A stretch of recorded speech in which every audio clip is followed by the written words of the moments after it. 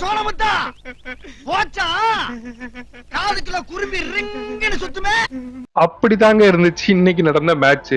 இன்னைக்கு நடந்த மும்பைக்கும் பஞ்சாபுக்கான மேட்ச்ல பஞ்சாப் தோத்துட்டாங்க. தொடர்ந்து 5வது தோல்வி. எல்லாரும் டோர்னமெண்ட்ல 3 மேட்ச் 4 மேட்ச் தோத்தாங்க, அதுக்கப்புறம் ஜெயிக்க ஆரம்பிச்சாங்க. இவங்க கொஞ்சம் வித்தியாசமான ஆள் போல் இருக்கு. 6 மேட்ச் ஜெயிச்சிட்டாங்க, அதுக்கப்புறம் 5 மேட்ச் தொடர்ந்து தோத்துருக்காங்க. இந்த பஞ்சாப்காரங்க 6 மேட்ச் ஆடுறத பார்க்கும்போது இந்த தடவை இவங்களை எவன்டா ஜெயிக்க போறான்னு நினைச்சேன். கடைசியில பார்த்தா பழைய மாதிரி ஆயிட்டாங்க பஞ்சாப்.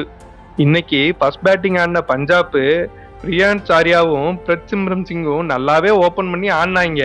ஆனா அவங்க விக்கெட் விழுந்ததுக்கு அப்புறம் எல்லாரும் சட சரியா ஆரம்பிச்சிட்டாங்க. ஸ்ரேயாஸ் ஐயர் கூட இப்ப கடைசியா 2-3 மேட்சா சரியா பெர்ஃபார்ம் பண்ணாத மாதிரி தான் இருக்கு. அதுக்கப்புறம் மிடில் ஆர்டர்ல வந்த உமர்ஜாய் நல்லாவே ஆடினாருங்க. அவர் தான் பஞ்சாப் இந்த 200 ரன் டோட்டல் எட்டுறதுக்கு மெயினான காரணம். 17 பால்ல 38 ரன் அடிச்சாரு. அப்புறம் பினிஷிங்ல 2-3 கேமியோஸ், சின்ன கேமியோஸ் ஆடினாங்க.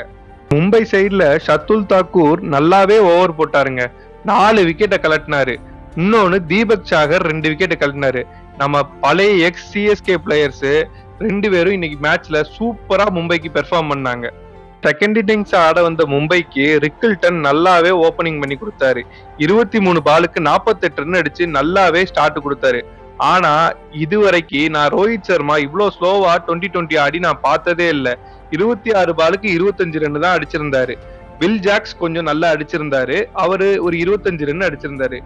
ஆனா மும்பை சைட்ல திலக் வர்மா நல்லா நின்னுட்டாரு. 33 பாலுக்கு 75 ரன் அடிச்சு இந்த சேஸ கம்ப்ளீட் பண்ணி கொடுத்தாரு. திலக் வர்மா எப்படி ஏசியா கேம்ஸ்ல நமக்கு எப்படி ஆடினாரோ அதே மாதிரி இன்னைக்கு மும்பைக்கு ஆடி கொடுத்திருக்காரு. இந்த வெற்றி மும்பைக்கு எந்த விதமான மாற்றத்தையும் கொடுக்க போறது இல்ல. பஞ்சாபுக்கும் இந்த தோல்வி எந்த விதமான மாற்றத்தையும் கொடுக்கல, பாயிண்ட்ஸ் டேபிள்ல மட்டும். ஆனா அடுத்து வர்ற 2 மேட்ச்லயும் பஞ்சாப் கண்டிப்பா ஜெயிச்சே ஆகணும்ன்ற கட்டாயத்துக்கு வர்றாங்க. பஞ்சாபுக்கு அடுத்து இருக்க மேட்ச் ஆர்சிபி கூடயும் எல்எஸ்ஜி கூடயும் இருக்கு. ஆர்சிபி டாப் 2 பொசிஷன்ல முடிக்கிறதுக்கு அடுத்த 2 கேம ஜெயிச்சே ஆகணும்னு நினைச்சு விளையாடுவாங்க. பஞ்சாப் பிளே ஆஃப்ல இருக்கணும்னாலே இந்த 2 மேட்சையும் ஜெயிக்கணும்னு நினைச்சு விளையாடுவாங்க. சரி பாப்போம், பஞ்சாப் 6 மேட்ச் எப்படி விளையாண்டாங்களோ அந்த அளவுக்கு விளையாண்டாதான் அவங்களால உள்ள வர முடியும்.